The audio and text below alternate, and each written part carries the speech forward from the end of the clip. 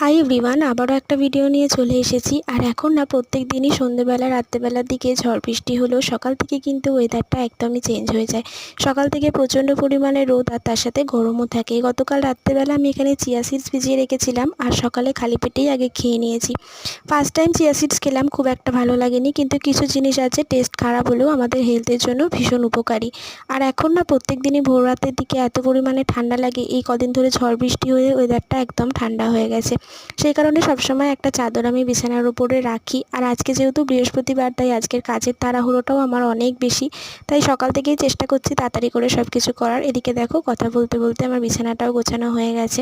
আর বিছানাটা গোছানো হয়ে গেলে না মনে হয় যেন অনেক বড় একটা কাজ হয়ে গেছে। আর তারপরে এখানে র্যাকটা আজকে বার করেছিলাম, আর র্যাকের মধ্যে যেসব ড্রয়ারগুলো রয়েছে সেগুলোকেও আজকে সুন্দর করে একটু গুছিয়েছি। আসলে প্রত্যেক দিন তো হয়ে ওঠে না, তবে যেদিনকে একটু সময় পাই সেদিনকে চেষ্টা করি সমস্ত কিছু বার করে একটু মুছে পরিষ্কার করে রাখার। আজকে না ফুলটা দিতেও অনেকটা দেরি করেছে, নাহলে ফুলটা তাড়াতাড়ি দিয়ে চলে যায়।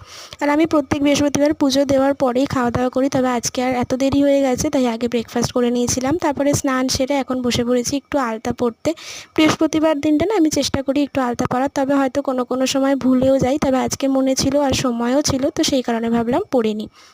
এখন যাব ঠাকুরের সমস্ত বাসনগুলো ধুতে। আর এই বৃহস্পতিবার দিনের পিতল কাঁসারের বাসনগুলো আমি একটু তেঁতুল দিয়ে মাজি, বেশ চকচকে হয়ে যায় দেখি, তো সেই কারণে দেখো একটু তেঁতুলও নিয়ে নিয়েছি। তো এখন আমি পুজোটা দিয়ে নেব। আর তোমরা যারা ইউটিউব থেকে আমার ভিডিওটা দেখছো তারা কিন্তু অবশ্যই আমার চ্যানেলটাকে সাবস্ক্রাইব করো, আর যারা ফেসবুক থেকে দেখছো তারা আমার পেজটাকে ফলো করে দিও। আর ভিডিওগুলো তোমাদের কেমন লাগছে সেটাও কিন্তু অবশ্যই কমেন্ট করে জানিও।